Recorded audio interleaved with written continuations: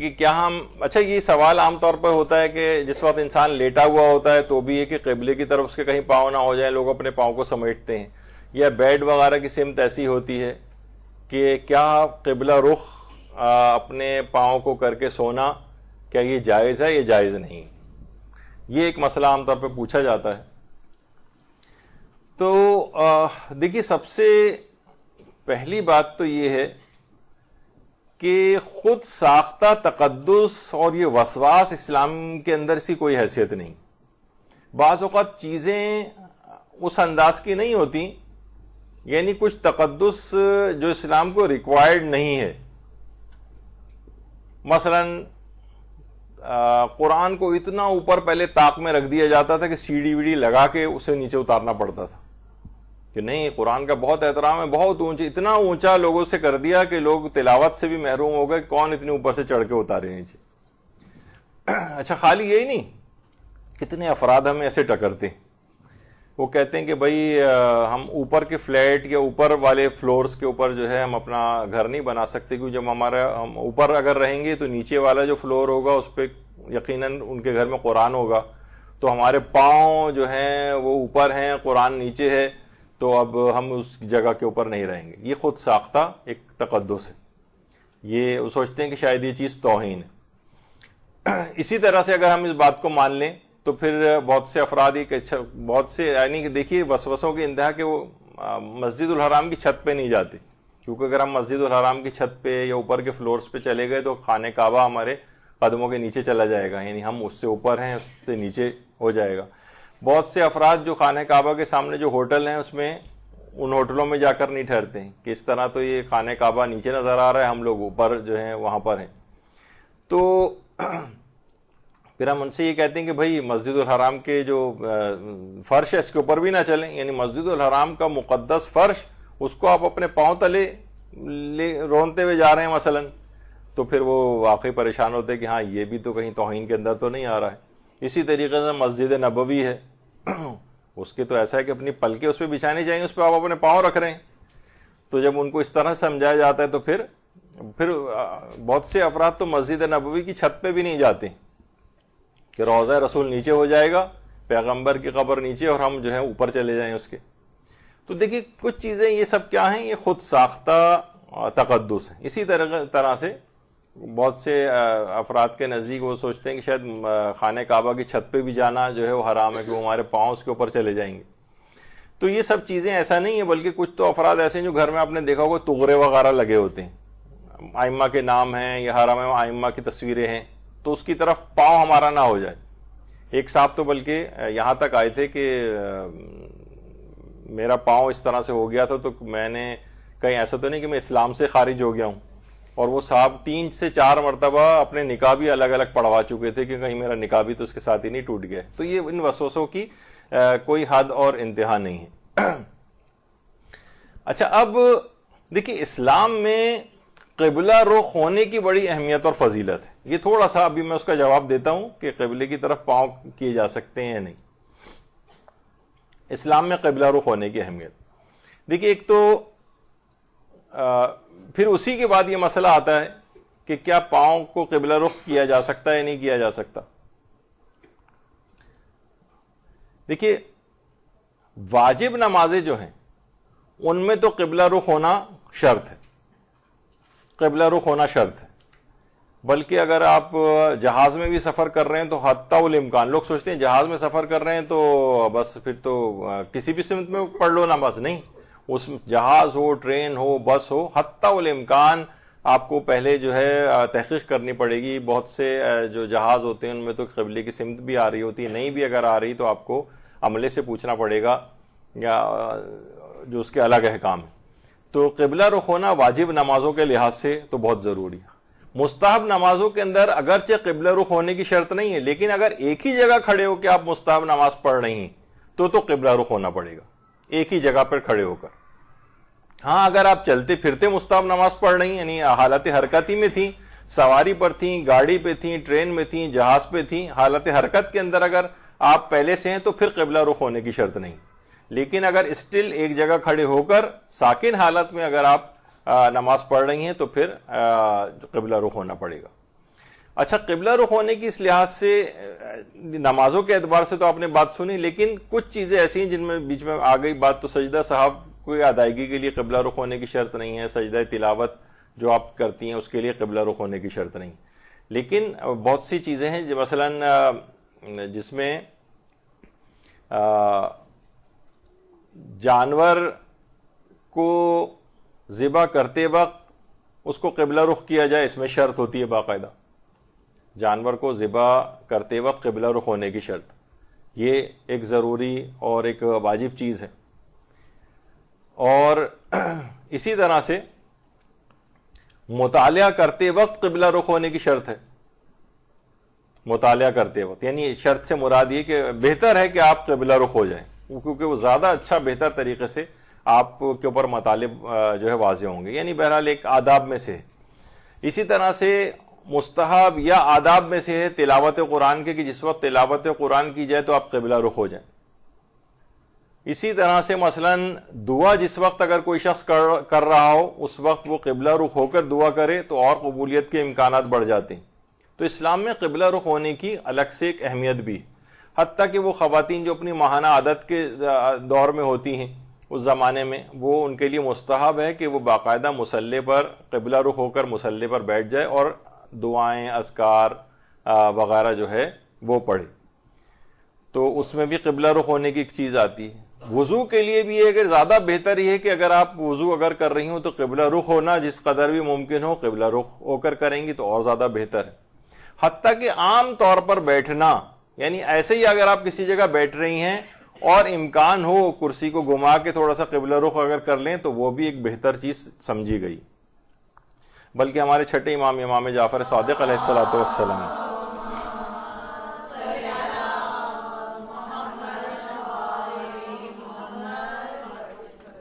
وہ فرماتے تھے کہ پیغمبر اسلام ختمی مرتبہ صلی اللہ علیہ وآلہ وسلم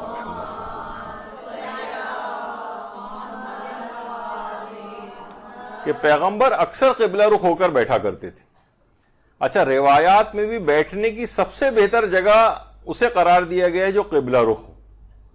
تو جتنے بھی چیزیں ہیں ان سب کی اہمیت، حتیٰ کہ محتضر جو ہوتا ہے حالت احتضار میں جو ہوتا ہے اس کے لیے تو باقاعدہ واجب حکم ہے کہ اسے قبلہ رخ کیا جائے سکرات کے عالم میں، اور باقاعدہ امیر المومنین علیہ السلام نے ایک اور بھی اللہم صلی اللہ علیہ محمد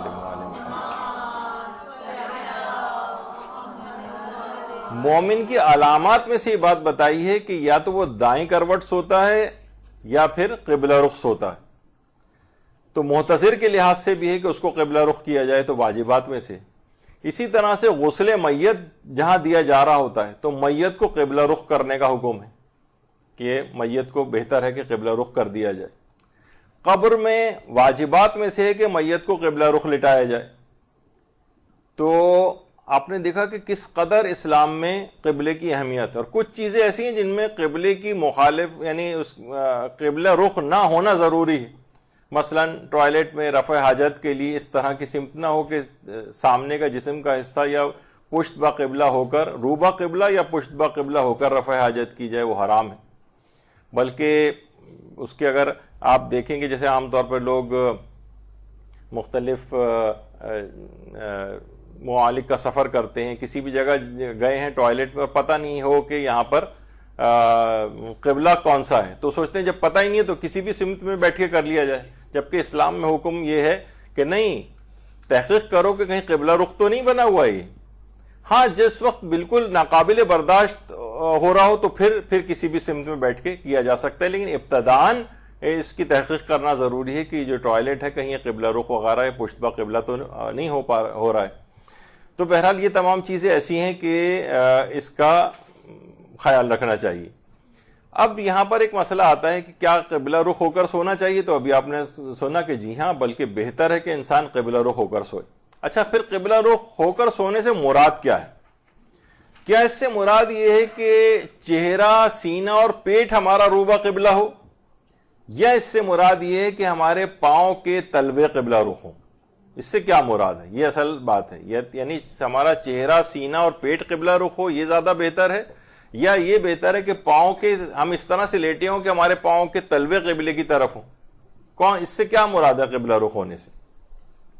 تو اچھا اس میں بھی دیکھیے کہ ابھی جو اب بات ہو رہی تھی کہ حالت احتضار میں یا سکرات میں واجب ہے کہ میت مرنے والے کو قبلہ رخ کیا جائے، تو وہاں پر بھی بالکل یہی والا سوال اٹھتا ہے کہ کیا اس کے جسم کے سامنے کے حصے قبلہ رخ کیے جائیں یا یہ کہ اس کے پاؤں کے تلوے قبلہ رخ کیے جائیں؟ تو دیکھیے پاؤں کے تلوے قبلہ رخ ہونے کا مسئلہ کوئی ایسا توہین والا مسئلہ نہیں، اسلام میں تو بہت سی چیزوں میں واجبات میں سے قرار دیا گیا، جیسے حالت احتضار میں۔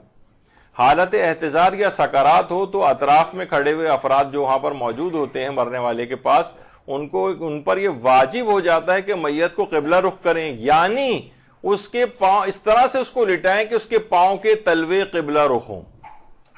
پاؤں کے تلوے قبلہ رخ ہوں۔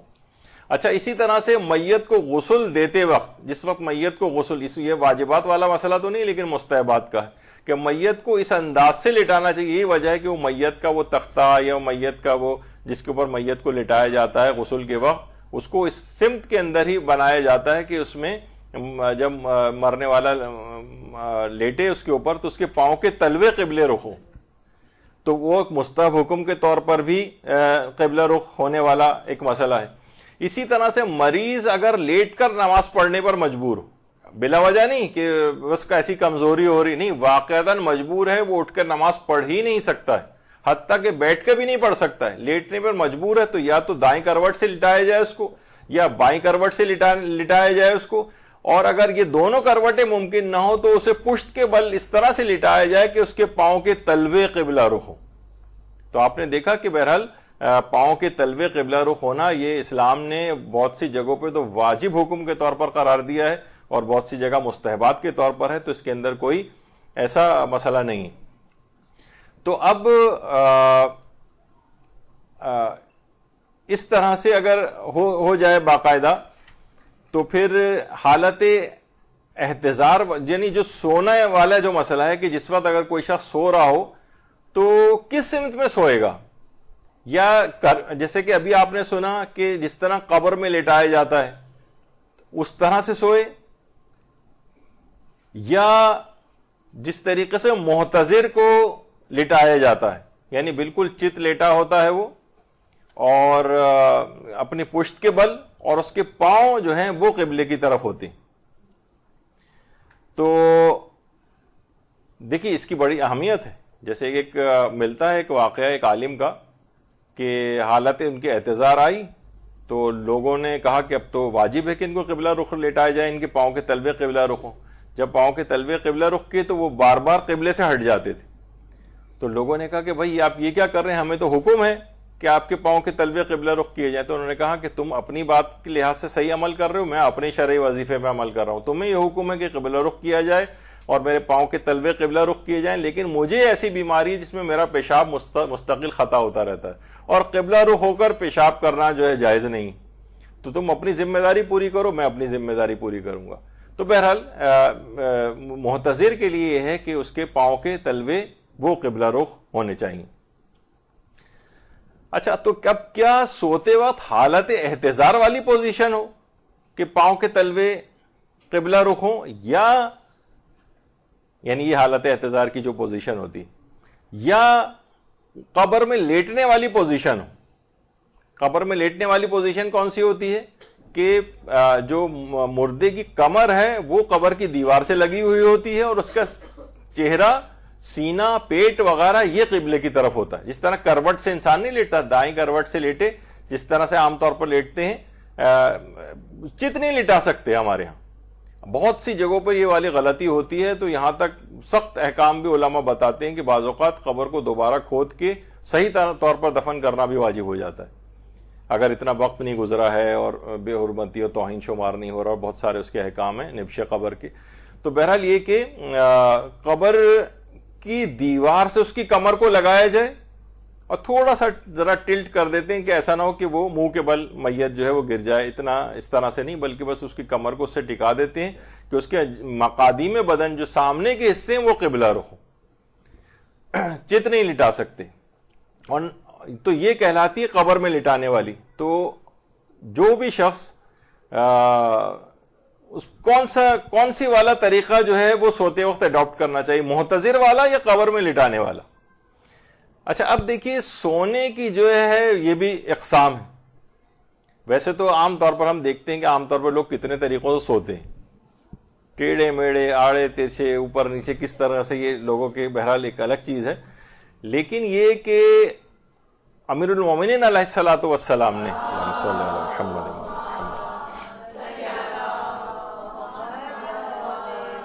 اصول کافی کی تیسری جلد کے اندر جو روایت ہے اس میں سونے کی 4 اقسام بیان کی. اتفاق سے ابھی سونا لگا ہوا تھا اس پہ, آج بھی سونے کا جو, لیکن سوئیں کیسے وہ دوسرا حکم تھا جو اس سے پہلے آپ نے سنا, گولڈ والا تھا. لیکن یہاں پر سونے جس طرح انسان سوتا ہے, سلیپنگ جس کو کہا جاتا ہے, تو اس کا حکم ہے. تو 4 اقسام بیان کی اور اس میں کہا کہ پہلی قسم یہ ہے پشت کے بل سونا. پیغمبر اسلام ہمیشہ پشت کے بل سوتے تھے, اور یہ بھی امیر المومنین نے فرمایا کہ پیغمبر اسلام کی آنکھیں نہیں سوتی تھیں اور خدا کی وحی کی منتظر رہتی تھیں. درود بھیجیے محمد.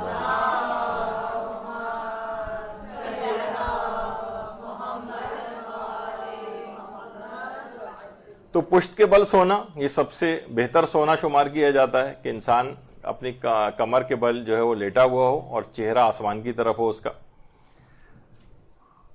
اچھا مومن کو دوسری قسم ہے سونا دائیں کروٹ سے سونا. یہ مومن کی علامتوں میں سے شمار کیا گیا, یعنی مومنین جو ہیں وہ دائیں کروٹ سوتے ہیں.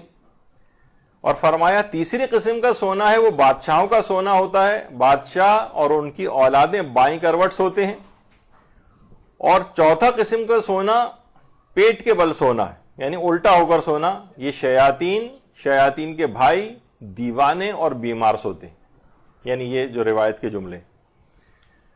تو پیٹ کے بل سونا یعنی سب سے بہتر جو ہے وہ پشت کے بل سونا ہے, اور سب سے بدتر جو ہے وہ پیٹ کے بل سونا ہے. اچھا اب دیکھیے کہ جو جان کنی حالت احتضار ہوتی, تو ہمارے امام جعفر صادق علیہ الصلوۃ والسلام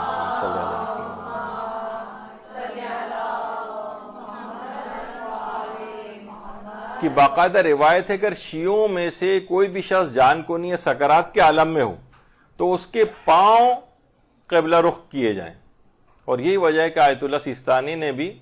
اپنی جو فقہی کتابیں ہیں اس کے اندر یہی والی بات لکھی ہے. بلکہ توضیح المسائل میں جو محتضر اور میت کے احکام ہیں اس کے اندر بھی مسئلہ نمبر 539 میں دیکھی کہ جو مسلمان محتضر ہو یعنی جان کنی کی حالت میں ہو, خواہ مرد ہو یا عورت, بڑا ہو یا چھوٹا, اسے احتیاط کی بنا پر بصورت امکان پشت کے بل یوں لٹانا چاہیے کہ اس کے پاؤں کے تلوے قبلہ رخ ہوں, پاؤں کے تلوے. تو یہ اسی وجہ سے یہ اس قسم کی روایات بھی آئی ہیں. یا امام نے یہ فرمایا کہ اس طرح سے لیٹائیں جان کنی کے پاؤں کے تلوے قبلہ رخ ہوں. اور امام نے یہ بھی فرمایا کہ غسل کے وقت بھی اسے قبلہ رخ لٹایا جائے. جس وقت غسل دیا جا رہا ہو عمومی طور پر, تو اس کے بعد اس کے پاؤں کے تلوے وہ قبلہ رخ کر دیے جائیں. البتہ یہ مستحب حکم کے طور پر. اچھا اب دیکھیے میت کو قبر میں لٹانے کی جو کیفیت ہوتی ہے اس کے متعلق بھی بلکہ ایک روایت ہے ہمارے چھٹے امام ہی کی, امام اللہ صلی اللہ علیہ محمد.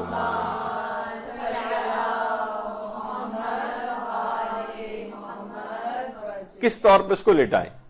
تو یہ تو ابھی آپ نے دیکھ لیا کہ اس طریقے سے میت کو اس انداز سے لٹایا جاتا ہے کہ اس کی کمر جو ہے وہ قبر کی دیوار سے لگی ہوئی ہو. برا بن معرور انصاری یہ مدینے میں تھے, ایک صحابی تھے. پیغمبر اسلام اس وقت مکے میں تھے, اور یہ اس زمانے کا حکم ہے کہ جس وقت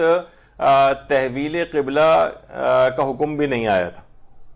پیغمبر مکے میں تھے تو,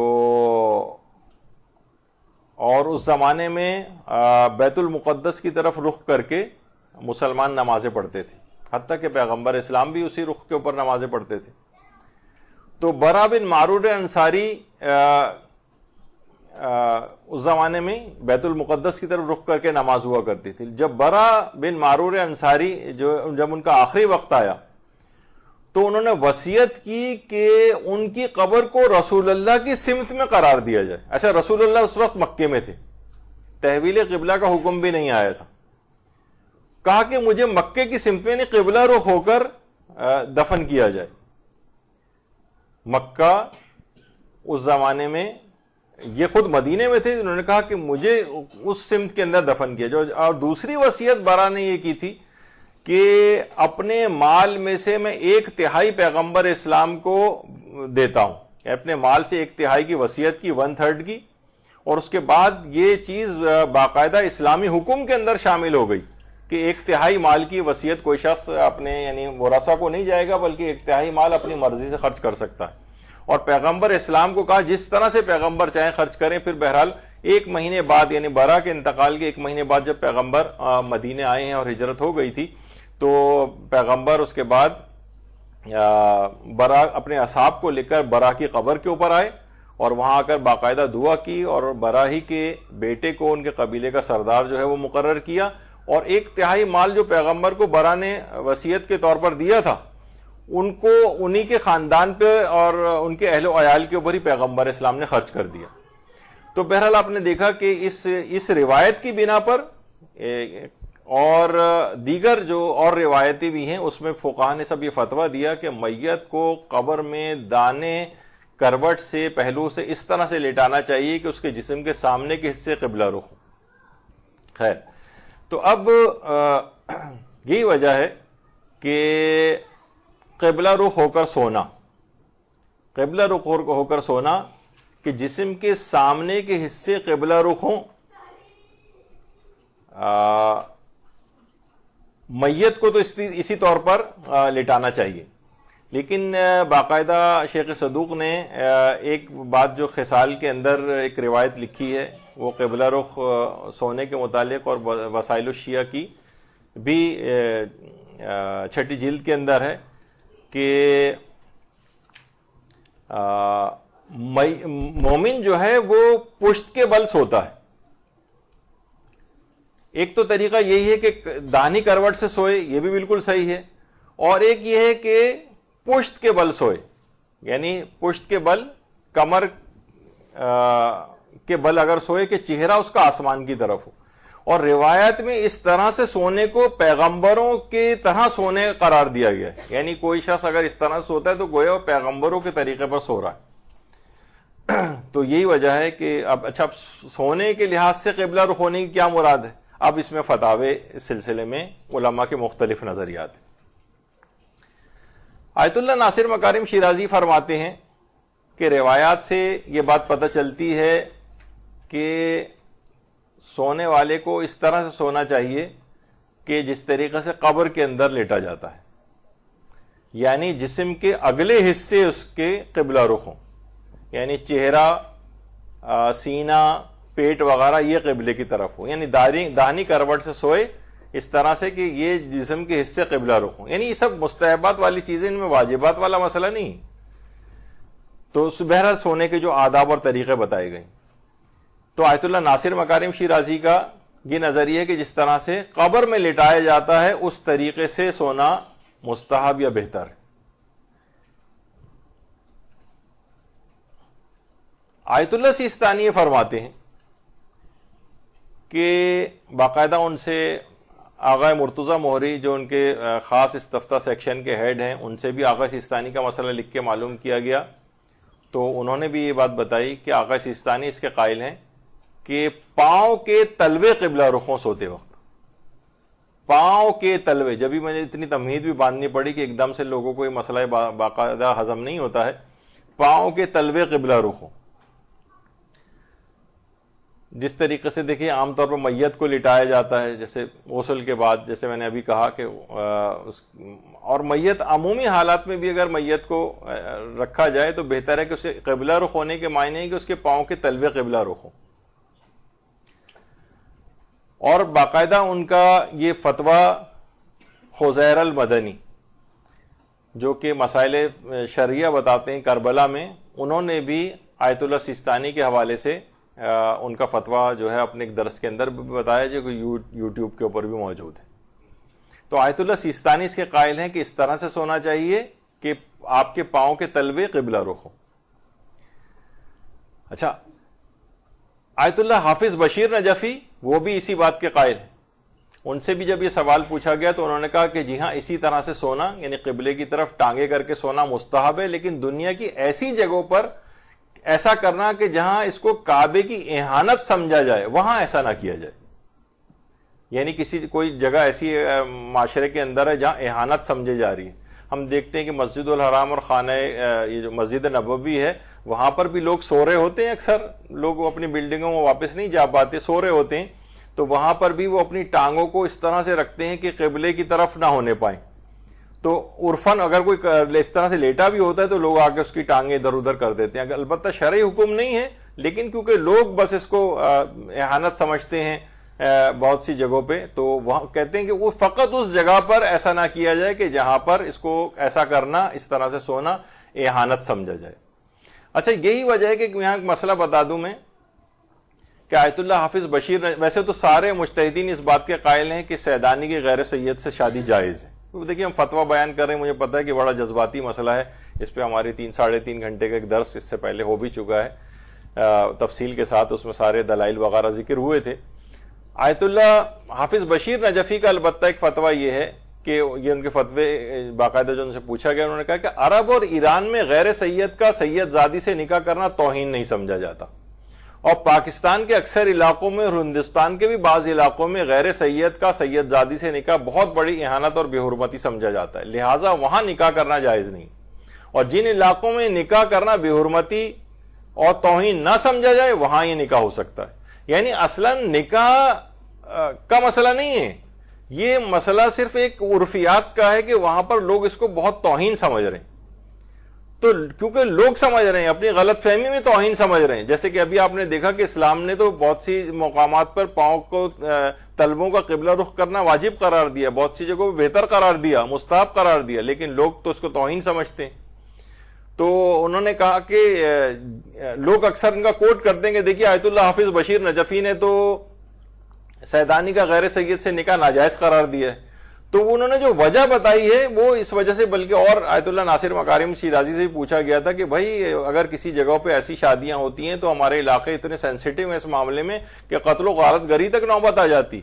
لوگ قتل کر دیتے ہیں، اتنا سینسیٹیو. انہوں نے کہا اگر اتنا ہی سینسیٹیو معاملہ ہے تو پھر ٹھیک ہے، پھر وہاں پر نکاح نہ کیا جائے. یہ والا بس ایسا ہی مسئلہ ان کا بھی. اصلاً وہ اس نکاح کے قائل ہیں، جائز سمجھتے ہیں، لیکن یہ کہ کیونکہ ایسا ایٹماسفیئر ہو گیا ہے، لوگوں کی جہالت اس قدر زیادہ ہو گئی کہ شرعی مسائل کو انہوں نے اتنا سینسیٹائز کر دیا ہے کہ بہت حساسیت اس کے اندر پیدا کر دی ہے، اور معاملات کیونکہ بہت لڑائی جھگڑوں اور قتل و غارت گری طرح کا نوبت آ جاتی ہے تو لہٰذا احتیاط کیجیے. تو یہی والا مسئلہ اس قبلہ رخ سونے میں بھی ہے کہ اگر کہیں اہانت سمجھا جائے تو فرماتے ہیں کہ پھر ایسا نہ کیا جائے. اچھا، اسی طرح سے ہم سوچتے ہیں کہ بعض اوقات ہمارے اہل سنت بھائی جو ہیں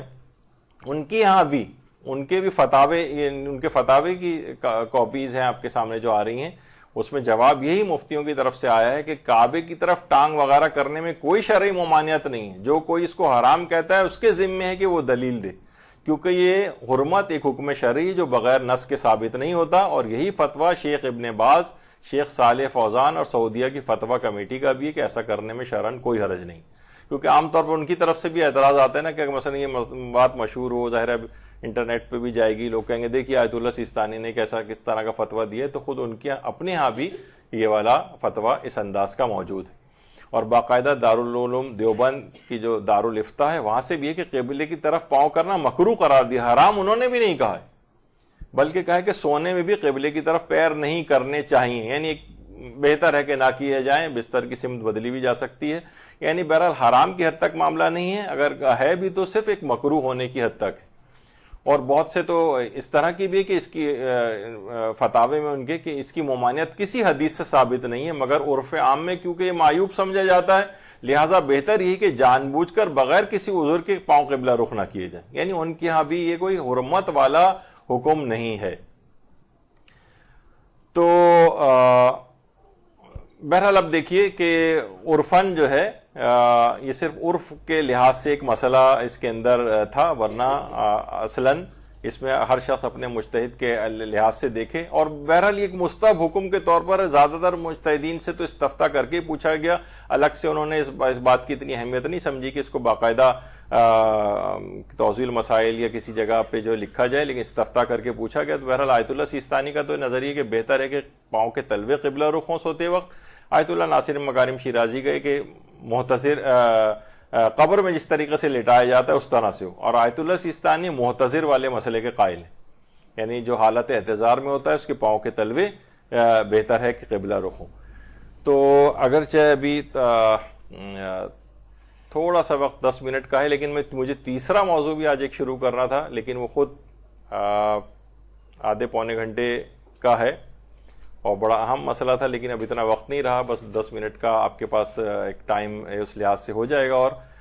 لیکن اس میں وہ چیز مکمل نہیں ہو سکے گی. تھوڑا سا آپ ریسٹ کر لیں، اس کے بعد 4 بجے مولانا عرفان ویڈی صاحب تشریف لائیں گے اور وہ کسی موضوع کے اوپر درس دیں گے. تو یہ 2 موضوعات آج ہوئے، اگرچہ 3 ہو جانے چاہیے تھے، لیکن بات سے بات نکلتی گئی تو طویل ہو گئی بات انشاءاللہ. تو یہ ہمارے ایک سیریز اس کا دماغ میں رکھیں کہ اس طرح کی ہم لوگ یہ چلا رہے ہیں اس میں،